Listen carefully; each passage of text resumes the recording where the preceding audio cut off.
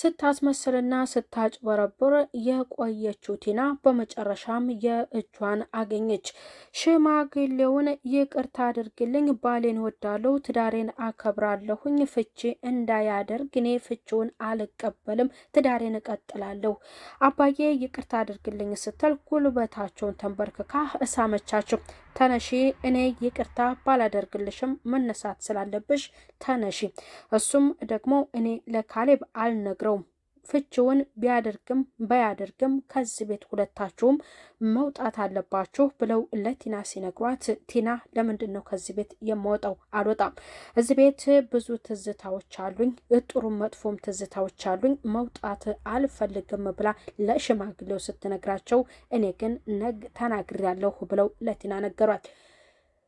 ዳኒ ድምፅ ሲያሰማ ድንገት ወደ ኪችን እከቻለ። ትሁት እየተደረገ ያለው ነገር አስገርሟት ምን እያደረጉ ነው? ምን እያሰቡ ነው ግን እያለች እየተብሰለሰለች ሁለቱን ጎን ለጎን አስቀምጠው የራት ግብዣ ተደርጎ ሽማግሌው ካሜራማን ሆነው ሁለቱን ፎቶ ያነሷቸው አስገርሟታል። ዳኒ ምን ሆነሽ ነው? የትላንትና ማታው ግብዣው ምን አደረገሽ? ግብዣውስ ምን በማስመልከት ነው?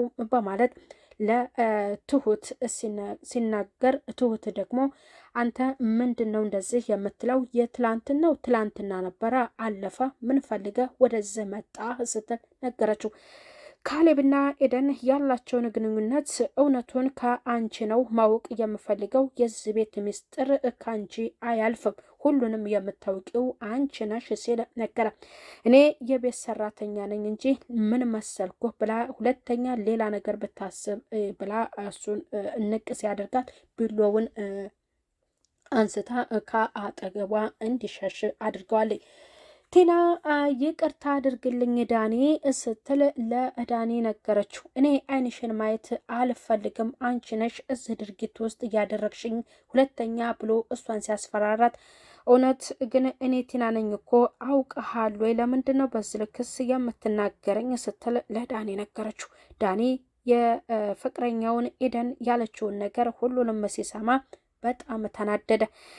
እሷም አድራሿን ቀይራ ሌላ ቤት ኪራይ ይዛለች። የት እንደሚያገኛት እጨንቆታል።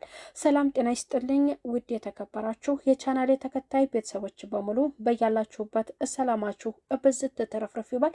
ለዚህ ዩቲዩብ ቻናል አዲስ የሆናችሁ ሰብስክራይብ በማድረግ ቤተሰብ ሆኖ ቪዲዮን ላይክ እና ሼር እያደረጋችሁ እስከ ፍጻሜው እንድትከታተሉት እላለሁ። ትሁት ድራማ ክፍል 35 ተንኮለኛዋ ቲና በባለቤቷ ላይ ከዳኒ ጋር ስትወሰልት የነበረችው ሽማግሌውንም ስታሰቃይ አይሰማም አያይም እያለች በድብቅ ብዙ ነገር ስትፈጽም የነበረችው በመጨረሻም የእጇን አግኝታለች። የስራዋን አግኝታ ከማንኞቹም ጎን አልቆመችም።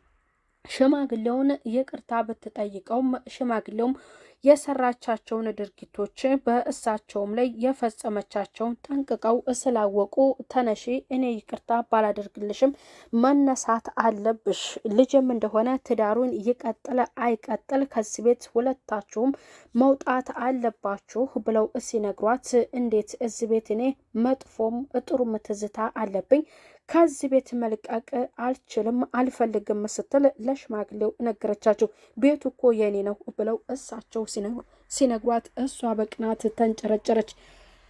ዳኒ አሁንም ወደ ትሁት ተመልሶ አንቺ ከካሌብ ጋር ሁኒልኝ እባክሽ፣ ከኤደን ላይ አይኑን ያንሳልኝ ሲል ለሷ ነገራት።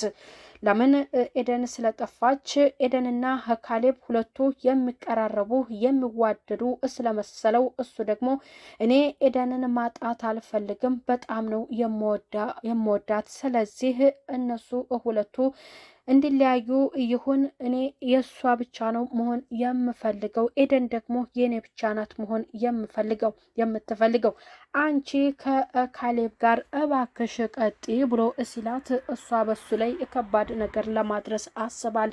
አሁንም እንደለመደው እየተንጦለጦለ ወደ ሽማግሌው ጋር ሄደ። ስራ የለው ጠንካራ ሰራተኛ አይደለ፣ እሷን የመሰለች ልጅም እንዳያጣ ዳኒ ካሌብ ነግሮታል። እኔ ኤደንን እንዳላጣት ፈራሁ አባዬ ብሎ ለሽማግሌው ነገራቸው። ለምን ታጣታለህ? ምን ሰምተህ ነው? ምንስ አድርገሃት ነው? የትስ እንዳለች ታውቃለህ ወይ ብለው ቢነግሩትም እኔ ስልክ ለኔ አትደውልም፣ አታነሳም፣ የትም እንዳለች አላውቅም ሲል ለሽማግሌው ተናገረ። እኛ ምንም ያልናት ነገር የለም፣ ለምን ታጣታለህ ሲሉም ነገሩ። ካሌብም እንደዚያው ደግሞ የውሸታቸውን ደውላልን ነበረ ሲሉ ለዳኒ ሲነግሩት ዳኒ በጣም ተናደደ።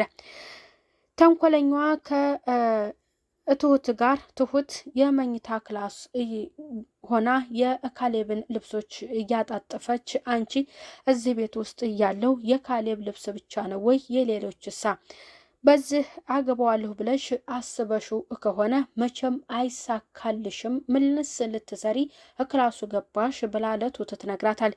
እኔ እየገባሁት ላጸዳኗ እንዳንቺ ልወሰልት ባይሆንም ብላ ስትነግራት እንዴት እንደዚህ አይነት ነገር ትናገሪያለሽ? እያንዳንድሽን የስራሽን ሁልሽንም ጠብቂ እሰጥሻለሁ ብላ ትዝትባታል። ከዚህ ውጪ ወደዛ ብላ አመነጫጭቃት ያቺ ቲና እንድትወጣ አድርጋል። ትሁት ኪችን ስሯን እየሰራች ተንኮለኛ ስለተናገረቻት አሁንም በዛ ደግሞ ይቅርታ ልትጠይቃትና ስለሷ ጠንቅቃ ልታውቅ በእራት ግብዣ በተደረገው ላይ ለፕሮግራም የሚሆን ልብሶችን የልስጥሽ ስትል ለትሁት ለመስጠት አስባል። እሷ ደግሞ ሰቃባታለች። ምክንያቱም ከሷ የማትፈልግ ጠንቃቃ እንደሆነች የስራዋንም ትሁት እንዳገኘች ጠንቅቃ ለቲና ነግራታል። ቲና በመጨረሻ እየተርበተበተችና ለምን ትፈራለህ? በቃ ሁሉንም ነገር በእኔ ላይ ጣለው እያለች ለዳኒ እየነገረች ነው። ዳኒ ጠንካራ ሰራተኛ አይደለም። አንተ ይቺ ጥሩና መልካም ሴት ናት እንዳታጣት፣ ስለዚህ አንተ ስራ ሳትንቅ ጠንክረህ መስራት አለብህ ሲል ደግሞ ካሌብ ነግሮታል። እሱ ግን ከሽማግሌው ነው ገንዘብ የሚፈልገው። ትሁት በጣም መልካምና ጥሩ ልጅ ናት። ከእሳቸው ጋር እሷ በፈጸመችውና በምታደርጋቸው ነገሮች ደግሞ ከሽማግሌው ጎን በመሆን እሷን እየተከታተለቻት ነው የምትሆነው። ስለዚህ ሽማግሌውም ራሷን ትሁት እንድትጠብቅና ነገሮችን ደግሞ እንድትከታተል አድርገዋታል። ወደ ካሌብ ክላስ እንደገባ ወደ ካሌብ ጋር የሄደችው ፍቺ ፈጽማለሁ እያለው ካሌብ እኔ ፍቺውን አልፈጽምም ብላ ለካሌብ ትነግሯለች። ለምንድን ነው? እሺ ታዲያ ሌላ ነገር በአንድ ነገር እንስማማ፣ ይህንን ፍቺውን አንተ ፈልጋለሁ ካለ በአንድ ነገር እንደራደር፣ በዛ ከተስማማህ ነው እኔም ፍቺውን የምቀበለው ብላ ለካሌብ ነገረችው። እሺ ኦኬ መልካም ብሎ እሱም ቀብረር ብሎ ለዛች ለጦጧሊት ለቲና በሱ ላይ ከዳኒ ጋር ስትወሰለት እየከረመችው ሚስቱን መለሰችለት። በቃ ብር እፈልጋለሁ ስትል ገንዘብ 4 ብላ ስትለው ምን 4,000 ብር 400,000 ብር እያለ እየቀለደባት ነው። እሺ በብዙ ነው፣ አንቺ ቀልደኛ ነሽ፣ አሁን ሌላ ሳይከተልሽ ከዚህ ውጭ ብሎ እሷ እንድትወጣ አድርጓታል። ስልኳ አልሰራ ያለው ዳኒ በጣም ተቆጭቶ የሚያደርገው ነገር እሱን ጸጽቶታል። ምን ሆነህ ነው ግን? እየተናገርከኝ እኮ ነው። እኔ እኮ ቲና ነኝ ብላ ለዳኒ ነገረችው። አውቄሻለሁ፣ ሁለተኛ አጠገቤ እንዳትደርሺ፣ እዚህ ችግር ውስጥ እየገባሁት በአንቺ ምክንያት ነው ብሎ አስጠንቅቋት ወደ ውጭ ይወጣል። ቆይማ ምን አድርጌ ነው ግን በዚህ መልክ እኔ ልትናገረኝ እየቻልኩ አለችው ውጭ ላይ። ታዲያ ምን ላድርግሽ ሲል እሱ መልሶላታል። ካሌብም ወደ ውጭ ወጥቶ ሁለቱ አብረው እያወሩ እኔ በቃ ሁሉን ነገር በእኔ ላይ ተወው፣ አንተም ከኔ አትረቅ እያለች እንደ በፊቱ አጠገቧ እንዲሆን ብታስብም ኤደን ደግሞ ይወዳታል። ኤደንን ማጣት አይፈልግም። ኤደን አድራሻዋን ስለደበቀችበትና ስለቀየረች ደግሞ በዛ በጣም ተናዷል። ካሌብን ከርቀት ሲያየው ወደ ካሌብ ጋር ሄዶ ኤደንን እዚህ ሰፈር እኮ አይቻታለሁ ብሎ ሲለው እየሮጠ ወደ እሱ ጋር ወደ ኤደን ጋር ለመሄድ አስቧል። እሱ ግን ሰራሁለት እያለ ከአባቱ ጋር እየተጫወተ ነበር። እሱን ለማረጋጋት ደግሞ መጽሐፍ እያነበቡ ሽማግሌው እሱ ስለ ሚስቱ ሲቀበጣጠር መጽሐፍ አንብብ በማለት እሱ ይማራል ይጠነክራል ብለው መክረውታል። እሱ ግን አይፈልግም። የሚፈልገው ከእሳቸው ብቻ ነው። እያጭበረበረ ከኤደንም ሲወሰልት እየከረመ ወንድ ነው። በመጨረሻ እንግዲህ ትሁት በመጨረሻም ሽማግሌው የሰሩት በጣም መልካም ነገር ነው። እውነቱን ደርሰውበታል። ሁለቱ ሲበድሉኝ የከረሙትን እኔ ደግሞ ሁለቱንም አሰቃያቸዋለሁ ብለው በዛ ቆርጠው ተነስተው ትሁትን የቤት ሰራተኛዋን ከካሌብ ጋር ለማቀራረብ አስቧል። ዳኒም ተርበት ብቷል። ያችን ኤደንን ሊያጣት ነው። ቲናም ምንም የሚሳካላት ነገር የለም። በቀጣይ ክፍል